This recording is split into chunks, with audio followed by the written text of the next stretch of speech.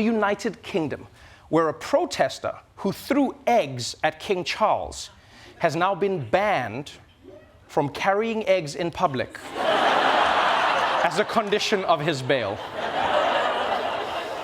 And I mean, that just really shows you how much England has lost its edge. You know, in the old days, if you came at the king, they would torture you in the Tower of London for the rest of your life. Now it's like, you attacked our king, well, good luck making an omelette now. In some news from the world of philanthropy, Jeff Bezos announced that he will be giving Dolly Parton $100 million to celebrate her good deeds in the world. Yeah, and that's how rich Jeff Bezos is. Imagine being so rich that you think it's charity when you give money to millionaires. He's like, oh, you poor thing. You don't even have a spaceship, do you? Oh, here, let me break you off some. Oh, in major geopolitical news, President Biden met for the first time with his Chinese counterpart, Xi Jinping. And after the 3-hour meeting, Biden declared that an invasion of Taiwan is not imminent. And I know what probably happened here. Xi Jinping went into that meeting planning to stick it to Joe, but first, Biden told him about that one time where he had that friend who was a Negro baseball player, and he used to work at the pool with all the kids, and he'd ride the Amtrak all the way to Scranton, man. It's not Scranton today, man. Scranton's so different back then. My pop always used to tell me, my word is a Biden, an ice cream man. Come on, Jack. And Xi Jinping was like, you know what, you can have Taiwan. Just stop talking. I don't know what any of this is. Just leave me alone.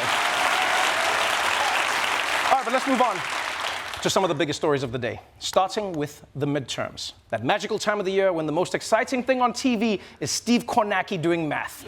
Now, votes are still being counted across the country, but a few things are clear. One, you can take off your I voted sticker now, we get it. And two, Senate Democrats are about to get 2 more years in the driver's seat. Let's begin with Democrats shocking the political world by retaining control of the United States Senate, thanks to a win overnight in Nevada. Democrats now taking a victory lap, defying history and expectations, on track to their best midterm performance since John F. Kennedy was president. This is a very happy day. With at least 50 seats and Vice President Kamala Harris's tie-breaking vote, Democrats now keep control of the upper chamber, regardless of the outcome of Georgia's Senate runoff slated for December 6th. Holding the Senate gives President Biden and his party control over the legislative agenda there, and critically, judicial confirmations, including the Supreme Court if another seat opens up. That's right. Now that Nevada and Arizona have been called, the Democrats have officially kept control of the Senate for another 2 years, which is a huge surprise. I mean, when Chuck Schumer heard that happen, his glasses nearly fell right off his face. I mean, at least I'm assuming that's why they're down there, right? And remember, the reason this is so important is because keeping the Senate means that Democrats can keep confirming judges, including Supreme Court justices, like if any of them retire, or let's say, I don't know, gets like a DUI, you know? I still like beer. My man. But remember, if Republicans take control of the House, then every dream the Democrats have of codifying Roe v. Wade or taxing the rich or turning Pete Buttigieg into a real boy, they can't do it. Yeah, I mean, they probably weren't going to do it anyway, but now they have someone to blame. Those pesky Republicans! Now, of course, there's still the Georgia runoff in December between Raphael Warnock and Herschel Walker, which the Democrats don't need anymore. They don't need to win in order to control the Senate. But it would give them extra cushion for when Joe Manchin tries to cockblock them, or Kirsten Sinema goes rogue, or Bernie Sanders misses a vote because he's arguing with a grocery store manager. He's just, just shove that Apple Pay up your ass. I want to pay with a check. Wait, hold on, I wrote the wrong date. Give me another chance. So we're going to have to wait until December to see what the final count in the Senate is. And really, that race can go either way. But can we just admit, now that the stakes are a little lower, you kind of want to see what Hershel Walker would be like as a senator. I'm not saying they should. I'm not saying they should. And I'm not saying it would be good for Georgia or for the country. But when he gets Mitch McConnell pregnant with another secret baby, it'll be all worth it. It'll be all worth it.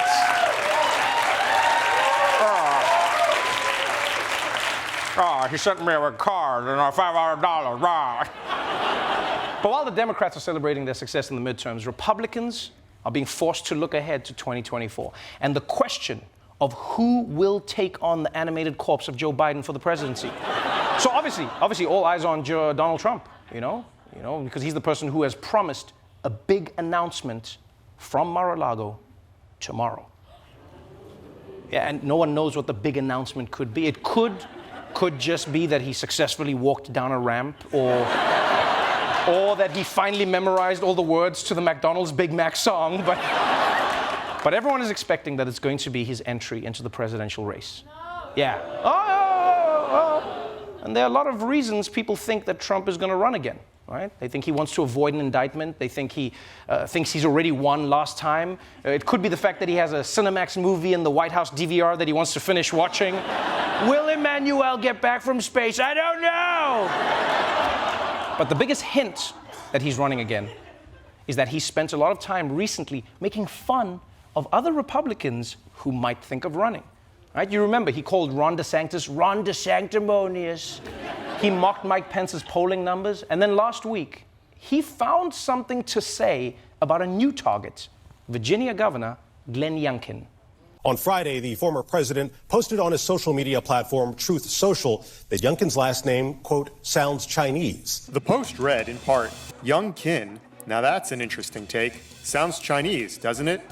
Couldn't have one without me. Just when I think Trump has hit peak strange, he finds a way to take it to another level. He's like Super Saiyan of strange, because first of all, how are you so racist that you can make an anti-Asian remark about a white guy? I don't even understand that.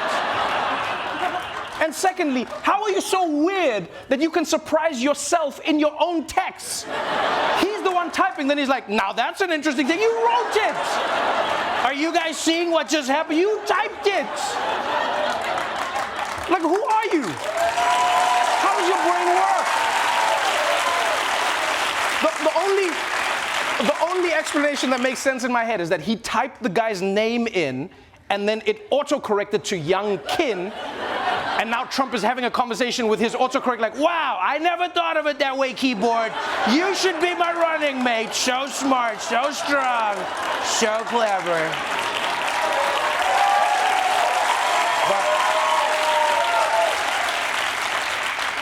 But this moment here is just another one where you realize that the tide is turning against Trump ever since the midterms. Because this time, Republicans are pushing back against him. Yeah, they've come out, they're like, this is not cool, why are you saying this? They're fighting him. You realize if this happened before the midterms, Youngkin would have come out like, why yes, in fact, I am a Chinese man. Ni hao, y'all, and jishi ni, Mr. Trump. But let's move on to some financial news. After being hailed as the future of money, 2022 has been cryptocurrency's worst year yet. The crypto market has lost $1.3 trillion worldwide. Hundreds of cryptocurrencies have completely disappeared, and Matt Damon has moved on to selling Herbalife. And now, just when we thought the crypto world couldn't fall any lower, this happened. One popular cryptocurrency exchange is on the brink of collapse this morning. FTX filed for bankruptcy Friday, leaving investors scrambling and destabilizing the entire industry. The company's 30-year-old CEO, Sam Bankman-Fried, resigned, and his $16 billion fortune erased. Bloomberg has called his meteoric fall from grace one of history's greatest ever destructions of wealth. At its peak, the crypto exchange was worth $32 billion and benefited from superstar endorsements from Tom Brady, Gisele Bündchen, Naomi Osaka, and Steph Curry. The NBA's Miami Heat had its venue renamed as FTX Arena just last year, but now that name's coming off the building. The downfall of FTX began earlier this month when reports raised serious questions about its financial health. Those questions triggered a bank run on the exchange as too many customers tried to withdraw their assets. By Thursday, Bankman-Fried was apologizing on Twitter, saying, quote, "I'm sorry I f***ed up and should have done better." Yeah, one of the biggest cryptocurrency exchanges has filed for bankruptcy, going from being worth $30 billion to being $8 billion in the hole. And do you know how hard it is to lose that much money overnight without buying Twitter? This wasn't easy. And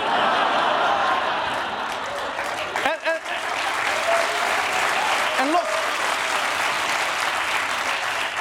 I will say I am glad that he apologized, but a tweet saying, I f***ed up, doesn't capture the enormity of what you've done. You know, I f***ed up is the wrong address. I f***ed up is like the wrong Uber or something. At the very least, you got to add like 10 more U's because you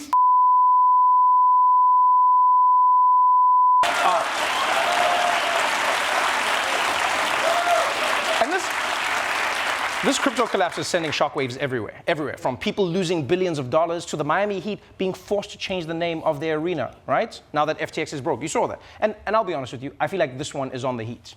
Right? If you're going to let a company buy the naming rights to your arena, at least make sure it's an established company. Don't commit to some crypto startup that's been around for 2 years. Huh? This is like going on a first date. And then when the person goes to the bathroom, you get a lower back tattoo of their name, you know? He's like, yeah, there's no way this could backfire. Yeah. Wait, it's Janice? I thought it was Jenny. And you have to admit, it is crazy that a crypto collapse can take so much real money with it. Think about it. It's fake money, but people lost real savings. It's like finding out someone's imaginary friend died by driving your car off a cliff. You're like, how? Your friend wasn't real. They were real to me. And personally, I hope Tom Brady didn't invest too much of his money in this company. Yeah, because otherwise he'll never be able to retire. Hey, he's going to be like 90 years old in a huddle, just like, you're going to run a post out left and you block the blitz. And did I ever tell you about that time I had a friend who was a Negro baseball player? Used to work at the pool with the kids at Amtrak and the Scrapper and pop up. My word, Joe Biden. Come on, Jack. Come on, let's do it. Taylor Swift. This morning, tickets went on sale for the singer's first tour in 4 years. And so many fans rushed onto the Ticketmaster site that it immediately crashed. I mean, no one could get tickets. And yeah, Ticketmaster did Taylor Swift so wrong, she's already put out 3 albums about them. They're gonna learn their lesson. And look, I know everyone thinks that getting these tickets is the most important thing in the world, but it's really not, all right? If you don't get them, just relax, log off, you know? Just give the site like a chance to cool down and repair itself. And then, you know, don't bother. You just chill. Ah, all right, I got mine. You can go back on. You can go back on. You do whatever you want. In labor news, Amazon is reportedly planning to lay off up to 10,000 employees this week. Yeah, the largest job cuts in the company's history. And I don't even know how this is possible. Right? Me and everyone I know buys something on Amazon every day and then returns it the next day when we realize we didn't actually need it anymore. How are they not making money? And I feel for all the Amazon workers who are getting laid off. But the silver lining is, at least you can steal great shit on the way out. Yeah, no, at most offices you can only take what, like a stapler? But if you get fired from Amazon, you've got like 7 air fryers. Huh? Just walking out of the warehouse like, my Prime Day came early! Oh, in international news, Europe is on high alert tonight after Russian missiles aimed at Ukraine hit Poland instead. Yeah, which apparently could trigger a full NATO response. And honestly, like, why do these world wars always got to start in Poland? It's like the Waffle House parking lot of Europe. And look, I don't want to scare anyone. But this could be the beginning of World War III. I don't want to scare you, though. I'm not saying it will be, it could be. So remember, this is a good time to just spend time with your family, you know? Put down your phones. And just spend 4 more tickets. Yes, suckers! I'm gonna be the front row by myself. All right, let's move on to some of the biggest stories of the day, starting with the latest on the midterms, which, yes, the votes are somehow still being counted. I think election officials are like using their finger. I don't know. The point is we need to be patient. But it's becoming increasingly clear that the American people, or at least the half of them who actually voted, have delivered a split decision, with Democrats taking the Senate and Republicans all but certain to win control of the House.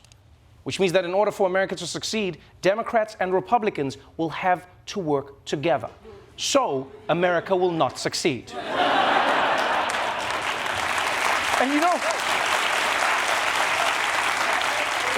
it's kind of a weird situation for America to be in. You know, having a split Congress is like being raised by two parents who don't see eye to eye on anything. Yeah, like one parent wants you to take ballet lessons, and the other parent thinks ballet lessons are a communist plot to turn you trans. And neither parent wants you to ask questions about who killed Jeffrey Epstein. But the midterms weren't just about who runs D.C. It turns out they were also about who runs the states. And in Arizona, a closely watched governor's race has finally been called. This morning, another major symbolic defeat for former President Donald Trump in the midterms. Democrat Katie Hobbs narrowly beating Republican Kari Lake for Arizona governor. Lake had been one of Mr. Trump's most prominent allies in the midterms and one of the staunchest supporters of his false claims denying the results of the 2020 election. Lake continuing to question her own race's results last night, tweeting, "Arizonans know BS when they see it." Yes, apparently they do. They do.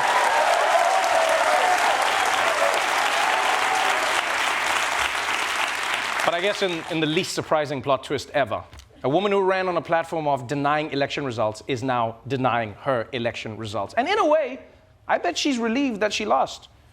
Yeah, because if she won, then what? She would have had to deny herself? It would have shattered her reality.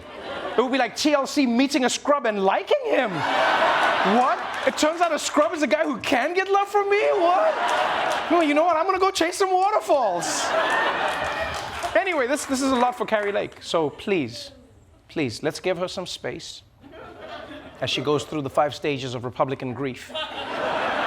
Denial, denial, denial, pooping in Nancy Pelosi's office, and denial.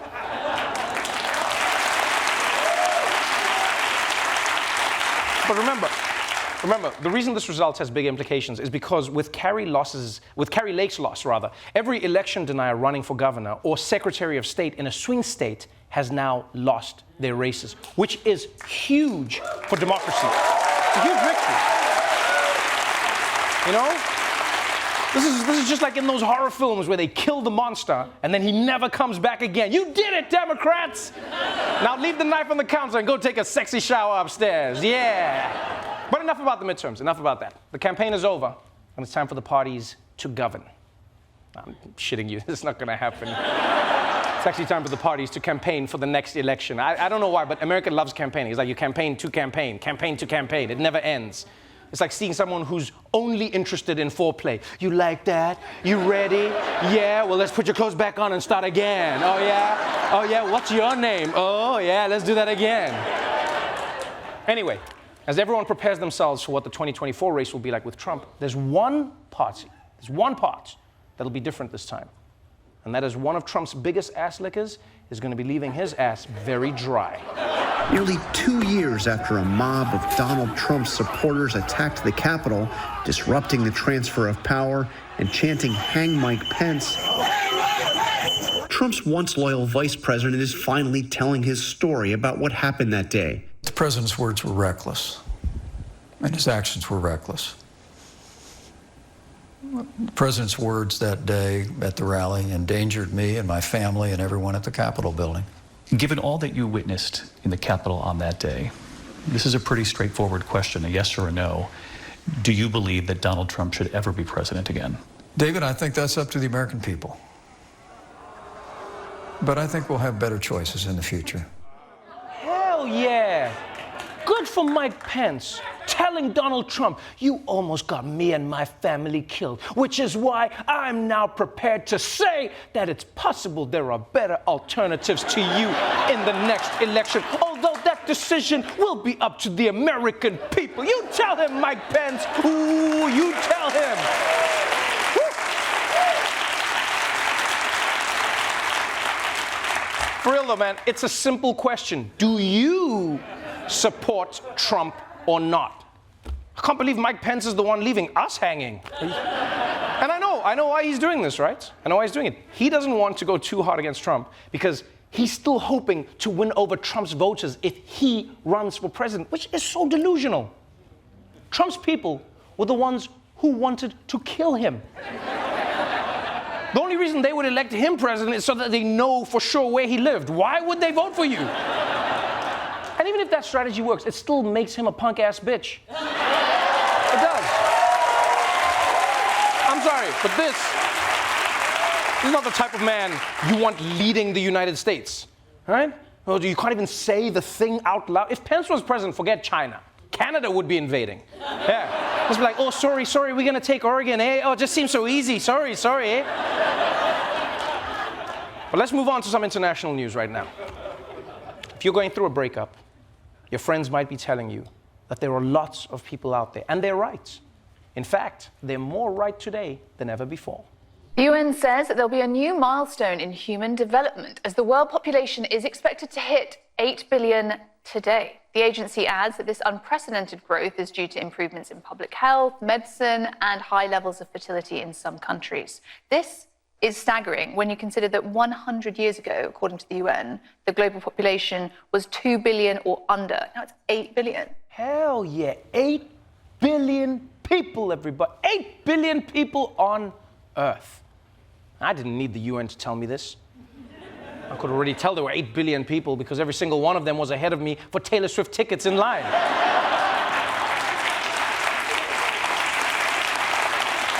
And I'm proud. I am proud of all of us, people. Because say what you want about the human race, but one thing is for sure, we're Yeah. Congratulations to everyone for smashing. And yes, some people are working harder than others, but the rest of us deserve some credit too.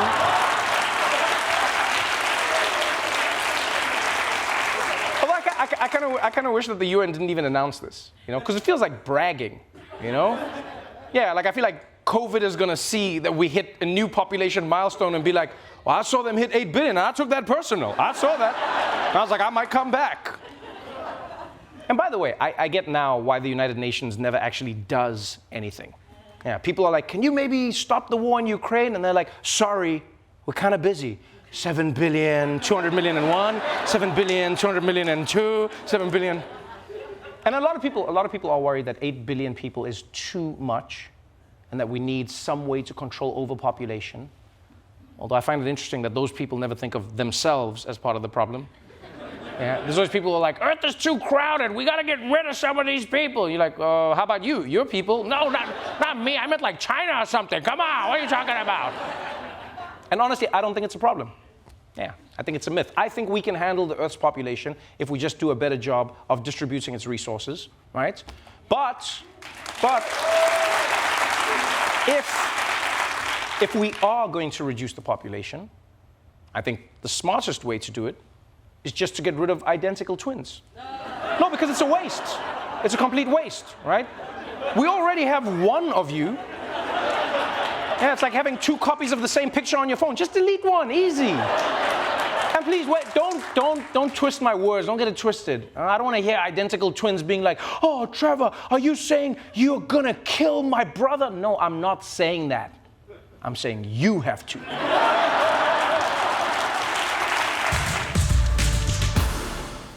The Grammy Awards. Yesterday, the full list of nominations was announced, and Beyoncé is leading the pack with 9 nominations, which amazingly ties her with her husband, Jay-Z, for the all-time record of 83 nominations. Yeah, makes your #marriage goals look like shit.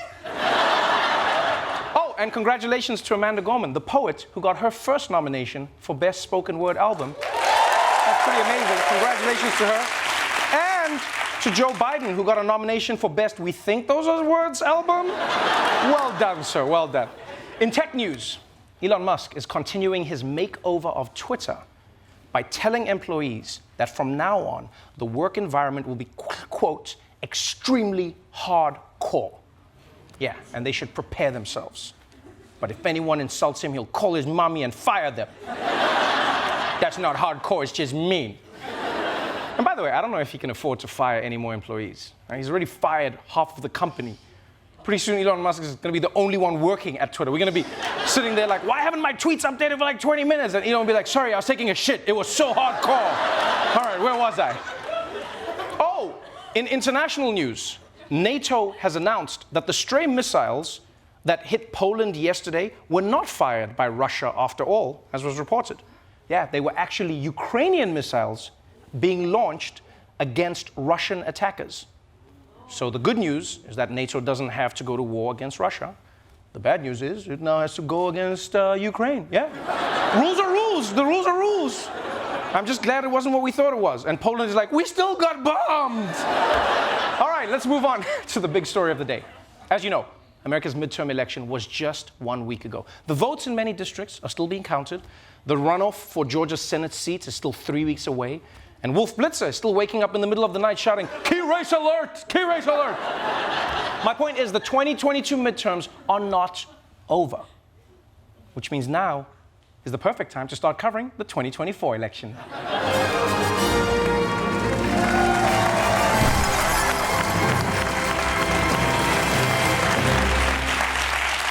There have been so many times over the last 2 years when people have said that Donald Jobless Trump was finished for sure. You know, they said he was finished when he lost to an ancient artifact. They said he was finished when he was impeached for throwing a house party without his parents' permission. When he got his hand stuck under the fridge trying to get a Cadbury cream egg that rolled underneath there. Just let go of the egg, Donald. One thing people don't realize is Donald Trump doesn't care what anyone else thinks about his political future.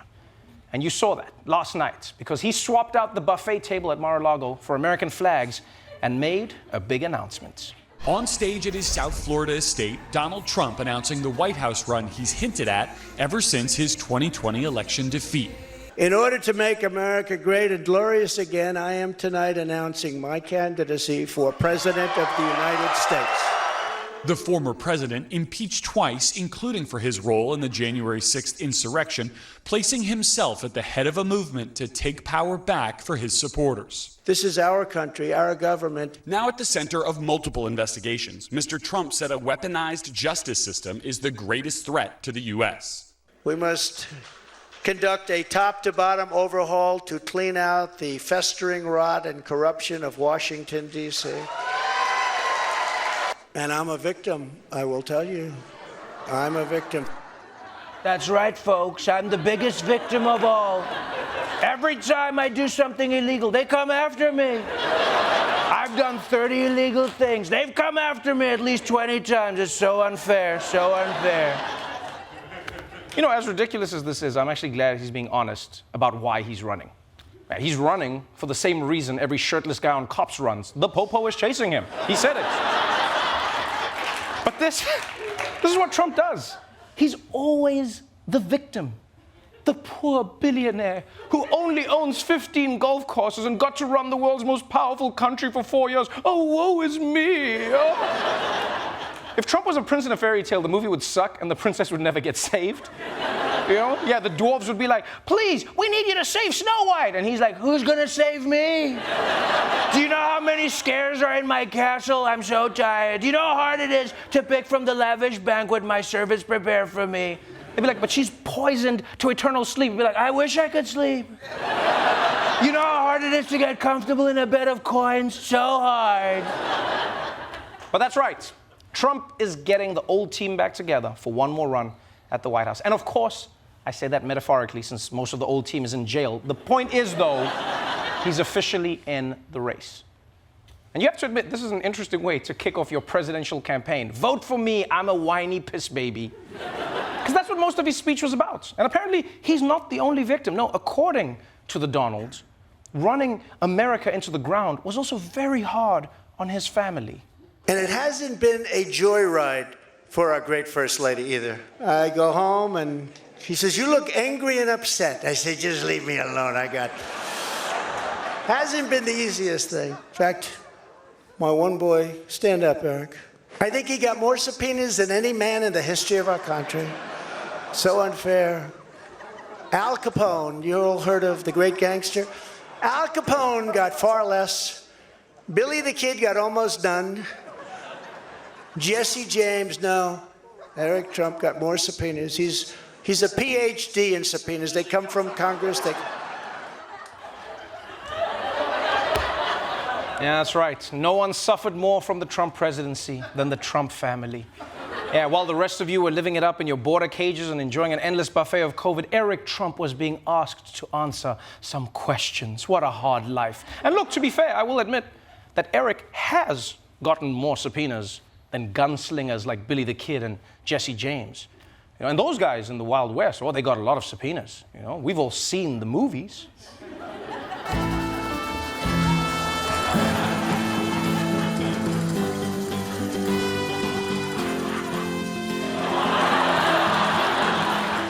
I have papers for Mr. Ugly. Is Mr. Ugly here?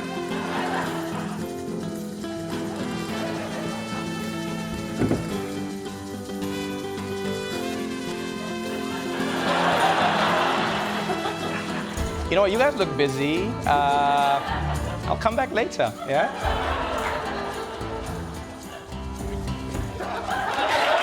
And by the way,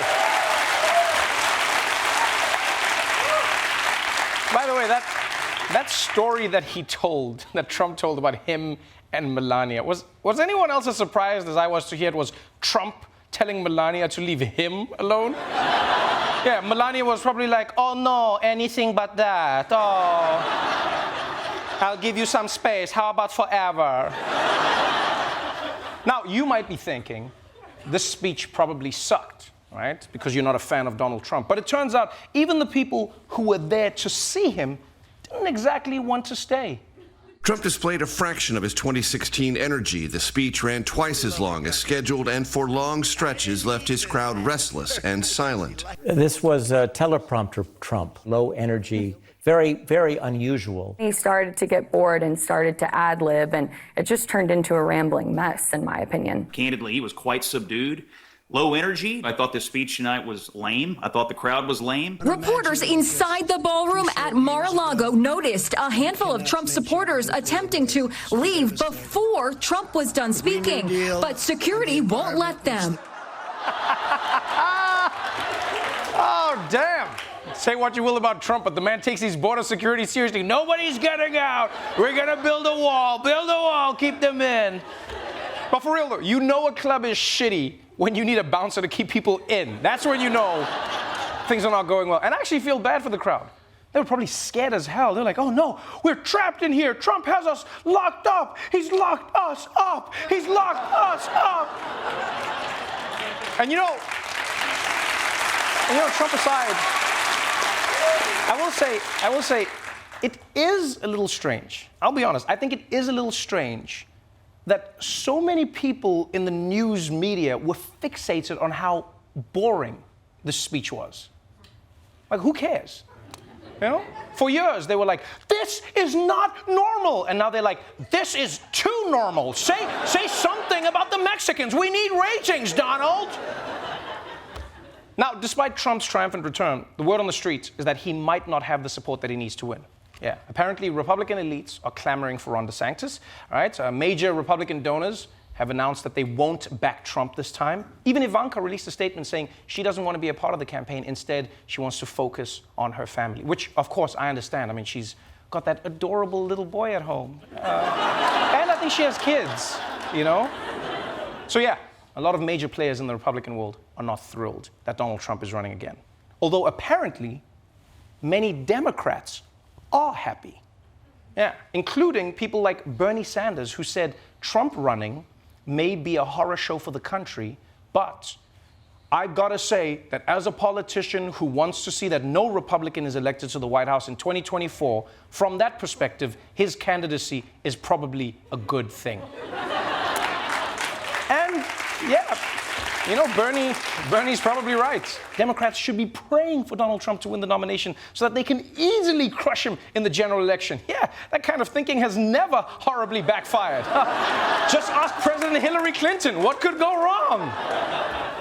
But for real, people, are we really going to do this again? Are we going to do everything they say? The Democrats are going to hope to face Trump. The media is going to write him off because Republicans don't support him, forgetting that Republicans didn't support him the first time. Then he got on stage, roasted Chris Christie, slapped Jeb Bush so hard his whole family felt it. And then all of a sudden, the whole Republican Party was like, you are our king now. And Ted Cruz's wife is ugly. And before you say, oh, but this time is different, we beat him already. Yeah, remember that he only lost to Joe Biden by 44,000 votes. And that was during a pandemic where Trump told everyone to bleach their lungs. He's probably not going to do that again. Probably. And you were probably like, yeah, but this year all of Trump's MAGA election deniers lost. Yeah, but they lost by like 1%.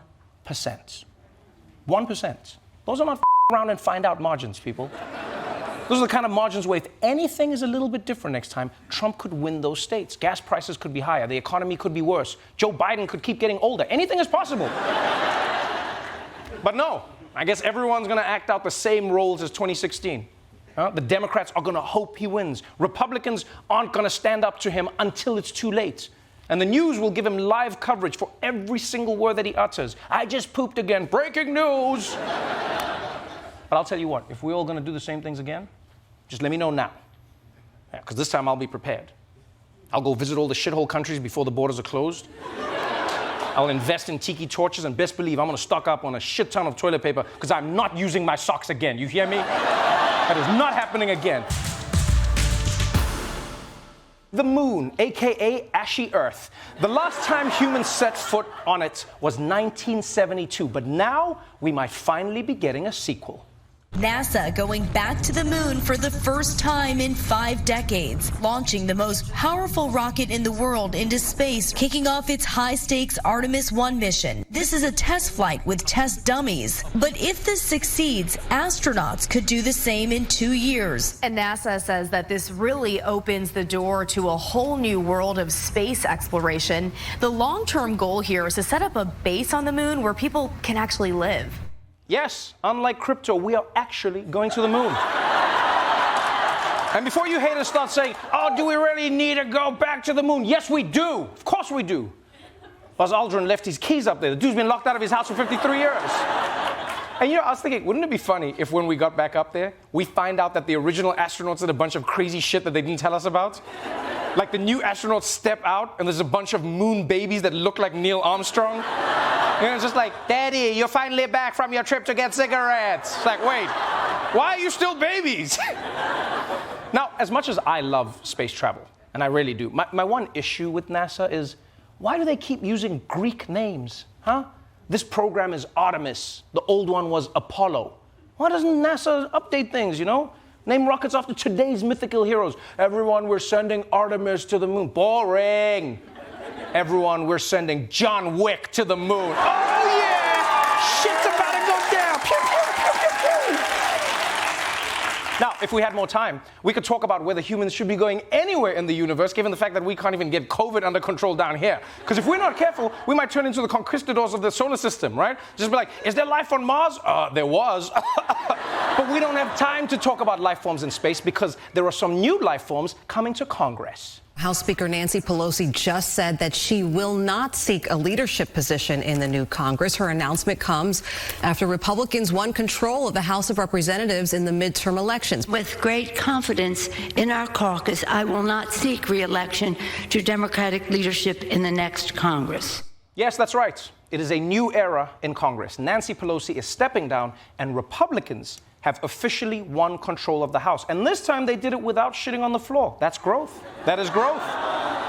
And Kevin McCarthy might be happy right now, that he could replace Nancy Pelosi next year as Speaker of the House. But remember, half of his caucus believe in Jewish space lasers that stole the election using Venezuelan mind control. So good luck to him controlling them.